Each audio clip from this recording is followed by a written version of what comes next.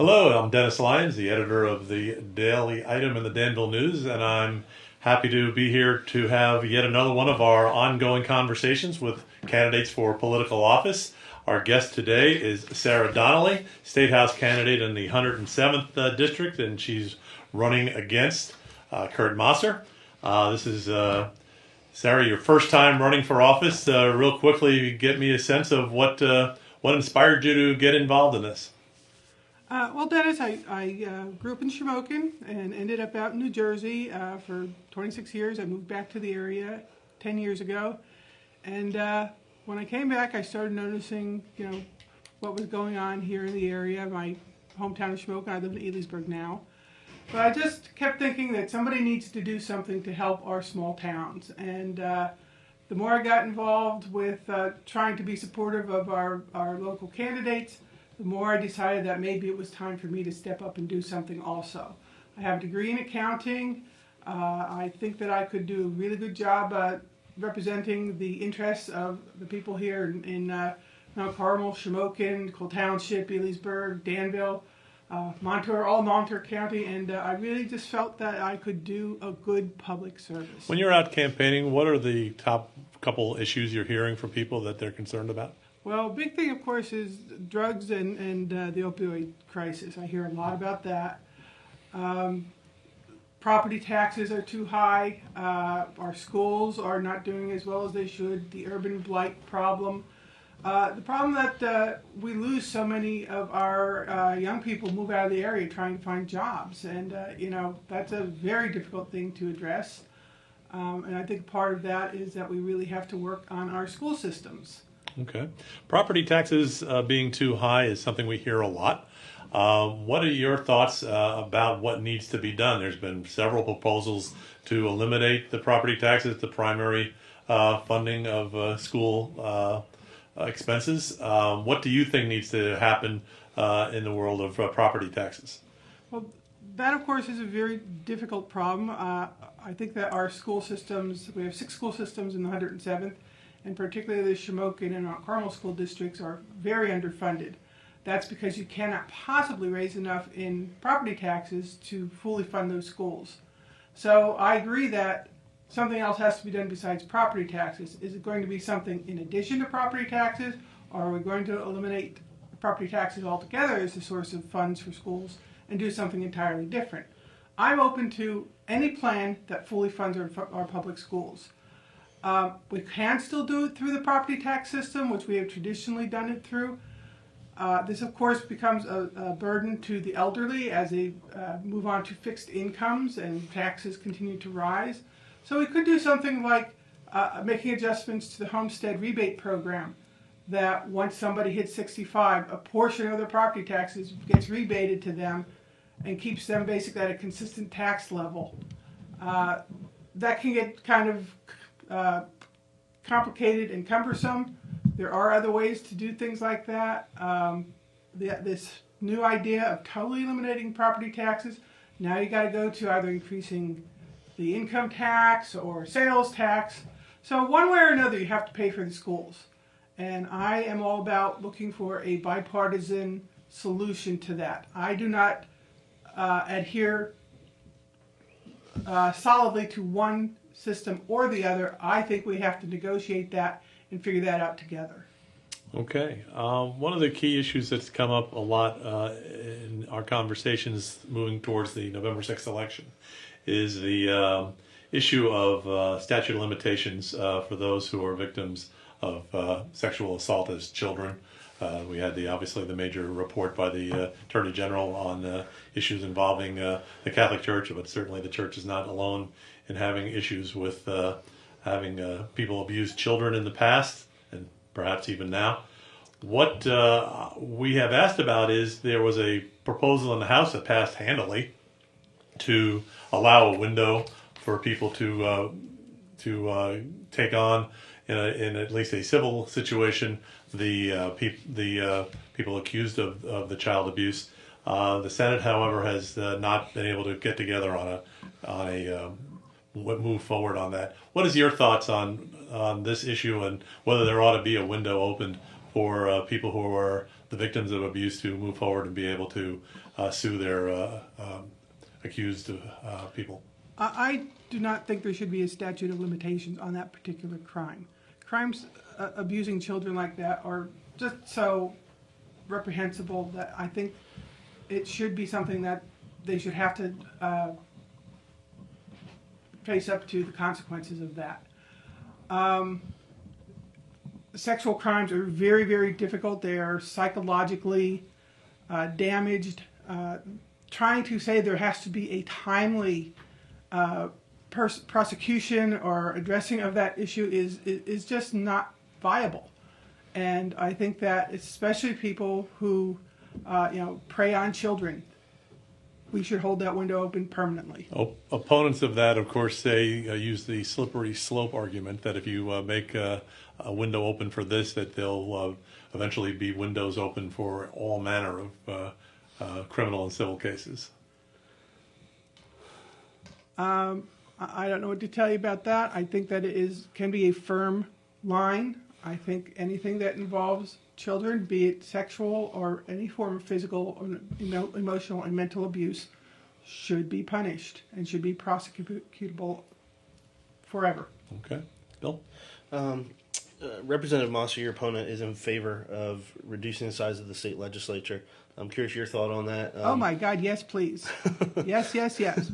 Count me in. I think our state legislature, we have 203 representatives and 50 senators. I think it should be reduced by at least a third. I think that there will still be adequate representation per person covered by our representatives. We have one of the largest state legislators in the country per capita, and I think that we need to look at that and dial it back. Another thing, looking on your website this morning, you're in favor of legalizing recreational marijuana in Pennsylvania as a tax boost. What has been sort of your response throughout your district? I'm actually, because whenever I do my door-to-door canvassing, I like to get that out as a topic of conversation, because I think people get a little taken aback that a politician would so upfront talk about something like that. But I think that there are so many pros versus the cons of this issue. In addition to being able to raise 200 to 300 million in sales tax, we could experience 18,000 jobs created. And job creation is a big thing around here. I think that we're seeing more and more states legalize it. I use Colorado specifically because they have a few years on the books, and there are some statistics coming out of there. For instance, they have realized a 6% reduction in opioid-related deaths. They've experienced what they're assessing as possibly as much as a 25% decrease in opioid usage. I think that this speaks very strongly to a motivation to legalize it.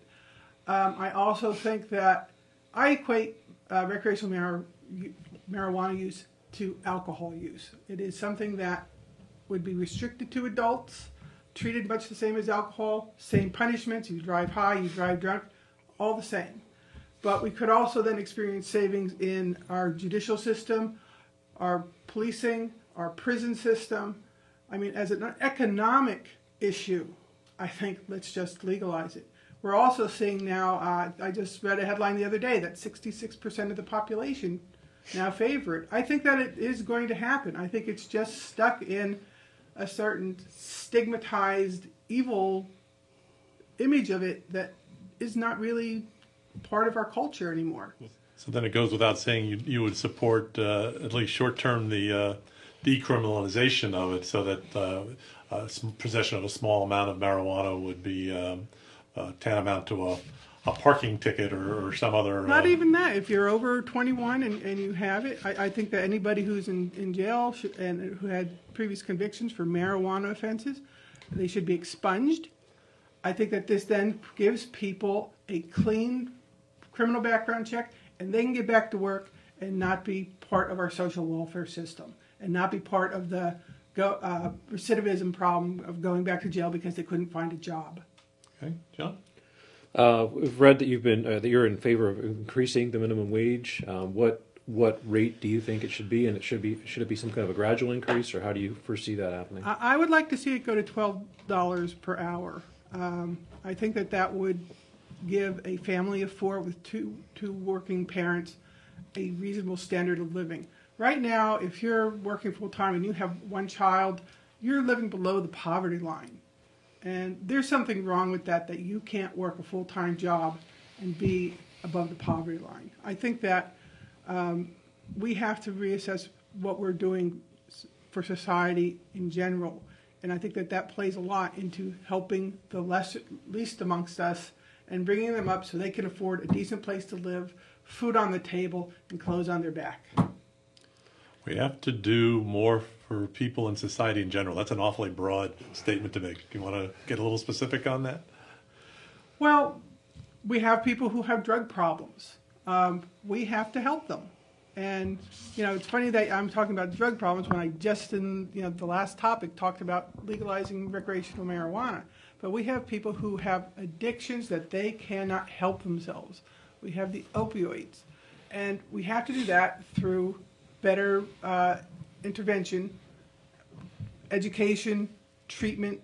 We have to treat them like people with a disease, not people that are criminals. And that takes an adjustment to the way society thinks about it and the way our criminal justice works.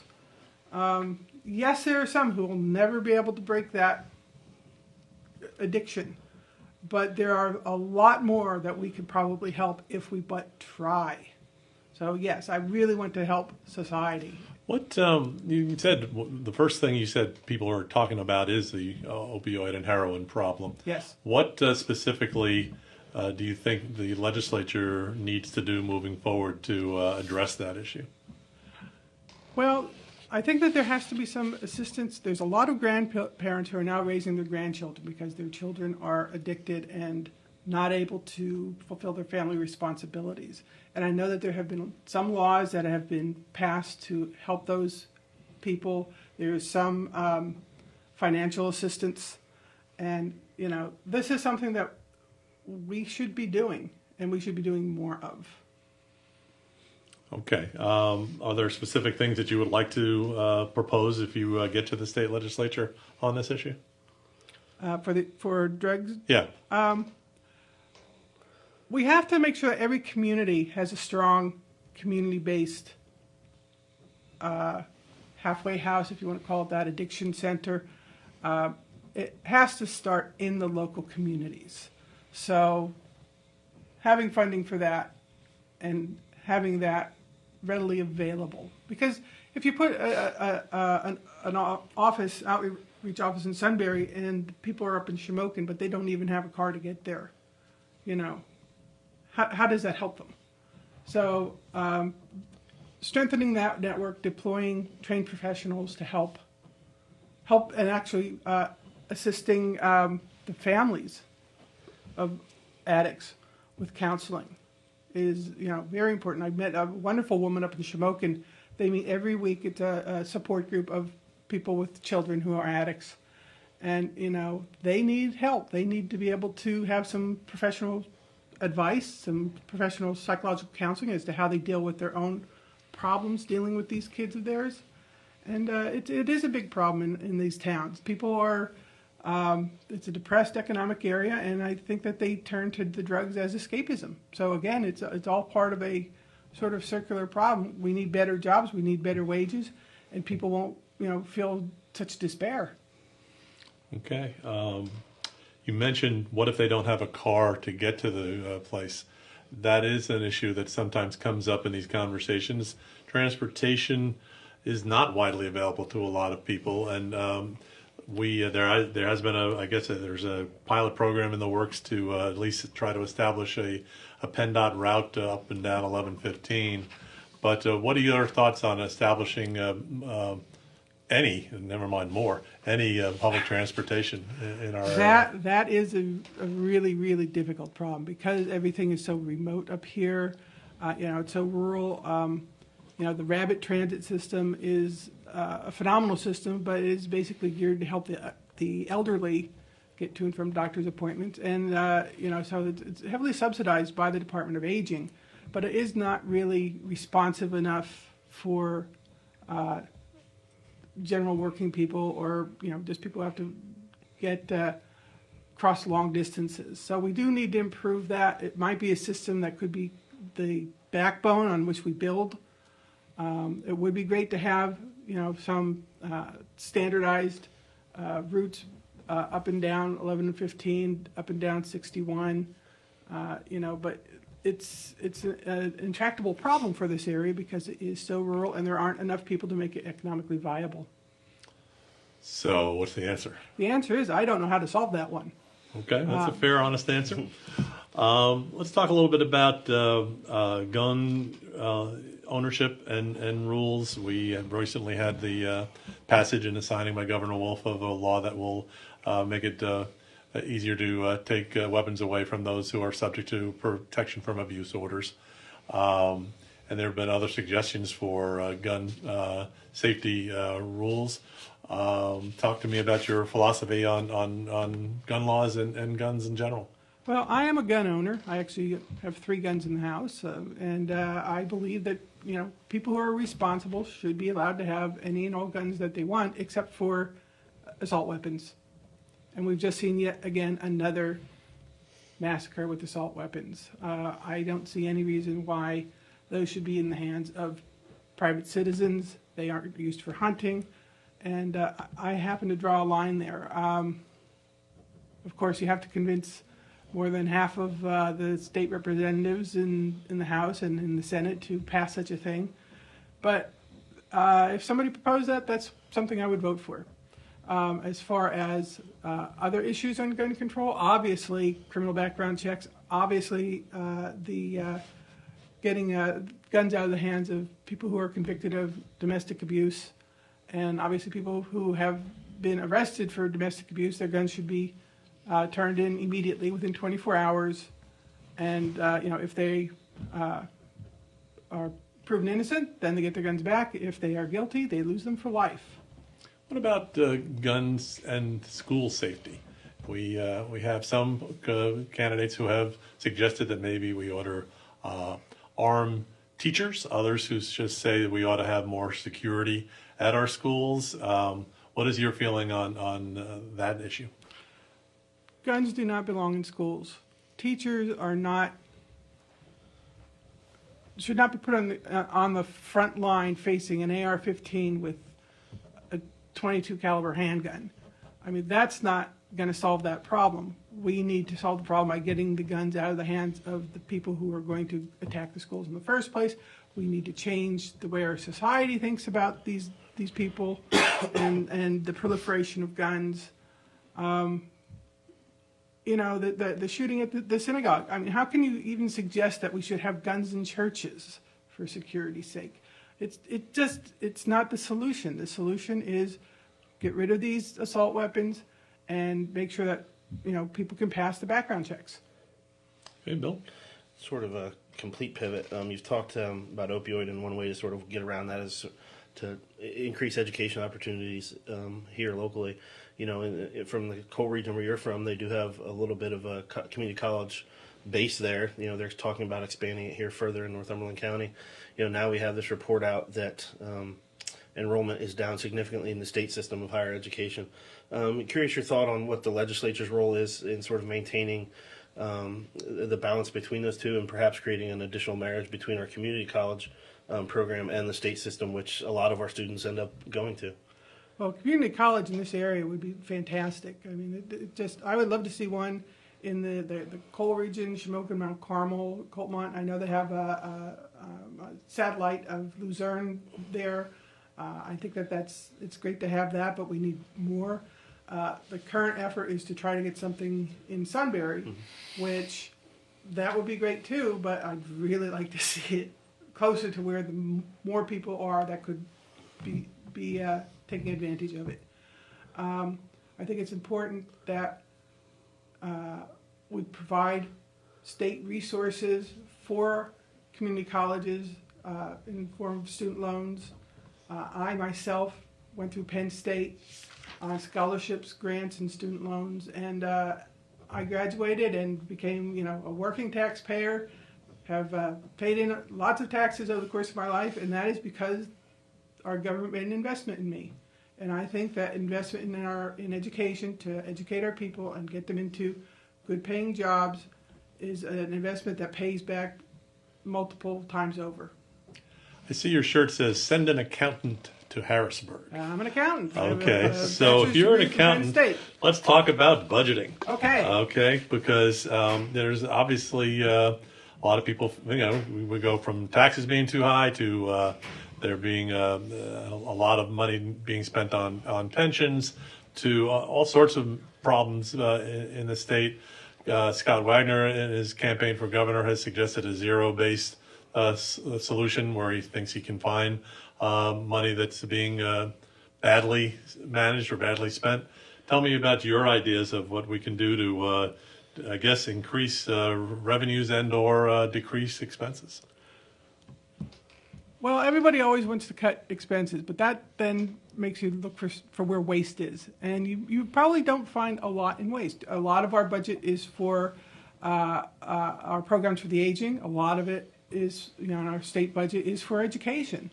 The problem is that, and of course our infrastructure, our roads, you can't really cut these kinds of things. So my solution is to look towards new revenue streams, and that's where recreational marijuana, $300 million. There's also something called the wealth tax. Pennsylvania has flat income tax, and it's there's only actually 8 states that do. 33 states have progressive taxes. So this sort of puts Pennsylvania in an odd budgetary situation. I would like to see us move to a progressive tax, but the only way to do that would be to change our state constitution, and I don't think that's going to happen anytime soon. So let's look at an alternative way to do it within the Constitution, within the way our state can do it. The flat tax has to be applied equally across an income class. So we have wages from labor. We have royalty income. We have rent income. So any one of those classes can be adjusted differently. And what the wealth tax says is, let's take classes other than that earned income, something from patents and royalties, rents, and put a different tax rate on those. Now, that would have to be obviously a bipartisan negotiated rate. I'm not sure what the rate differential is, but you could adjust it anywhere from, it's currently 3.07, you could take it up to 6%, you could set it at 4.5%, but you could, in theory, get up to $2 billion in extra tax revenue that does not affect lower and middle class income people, because most of those people only have income coming from their jobs, their wages. So there is a way to grow our revenues. And obviously, we also could be doing severance tax on natural gas extraction, on fracking. 15 states do fracking, and we are the only one that doesn't have a severance tax. Now, I know we do have, I forget what they call it, the base tax when they impact fee. The impact fee, thank you. But there is a differential between that and what the other states are getting in a severance tax that we could collect and still be competitive with every other state. And the other thing is that 80% of the natural gas that Pennsylvania extracts goes out of state. We should be collecting tax on that. And that could be another $200 million in the state revenue to help pay for education, to help pay for our roads, to help our aging population. I mean, there's money to be had that can be done without hurting the average taxpayer. So speaking of money to be had, gambling. Now, there's been a lot of increases in the ways that people can gamble over the last few years, and in the not too distant future, we're going to see gambling on such things as the NFL and college football and other sports. What's your view on revenue, gambling as a revenue source, and are we maybe staking too much of our budgeting needs on gambling?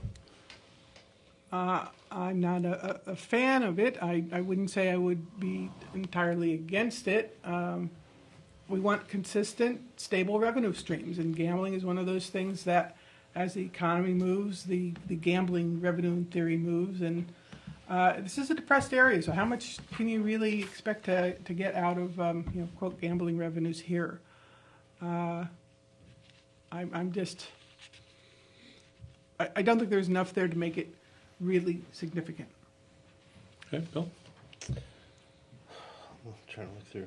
You talked to sort of revisit the gambling a little bit. I think some people's problem with it has been Pennsylvania stakes so much to it, and it's so inconsistent. I don't know if that's part of your thought process, or is it more along the lines of you're not a fan of the gambling itself, or the sin taxes that Pennsylvania sort of really hits people with a lot? Well, it's one of those things. If people want to gamble, okay. I'm not, morally against Okay. it. I just think it's not my preferred way to govern. We've had some changes, obviously, in the alcohol sales situation in here in the state.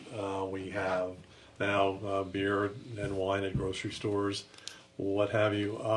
Should the state just move forward and just do a complete privatization of alcohol sales?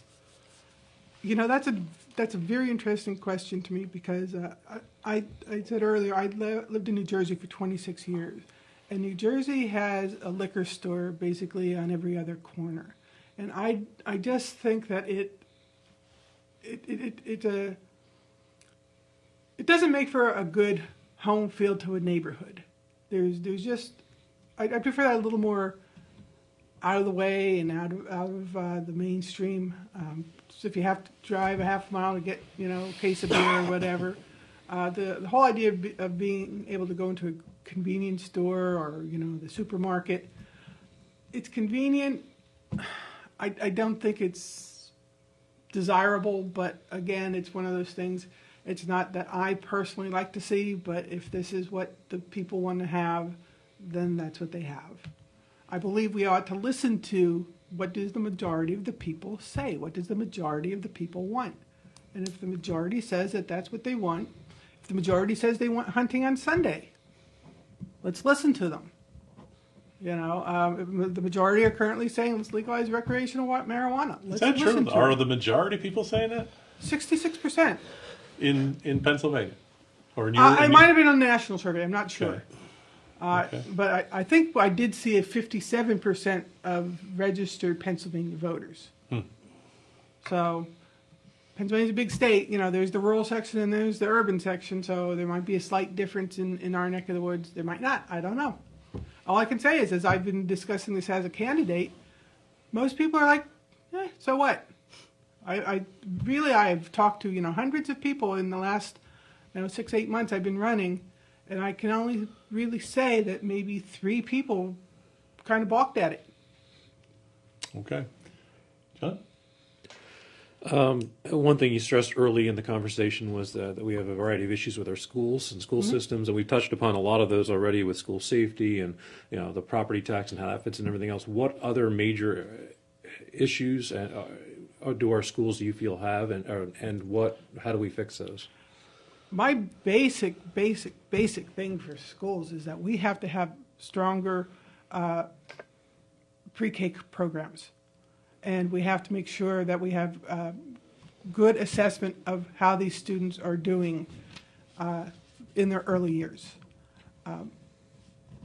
You have to give them a strong foundation that will carry them through the whole educational process. If they fall behind by the time they're in 4th or 5th grade, they're never going to catch up. And if I were to have an extra $500 million to put into education, I'd throw it all in pre-K, because I really think that is where we start to get the kids into the whole idea of schooling. And as long as they're doing well, they'll be happy to continue. But if they get behind and get frustrated, next thing you know, we have, like in Shamokin, a 15% dropout rate. And that's not acceptable. Okay, well, Sarah, I think we're going to leave it at that. Thank you for joining us, and Well, thank good you luck for in the having election. me. Thank you. All right. Thanks.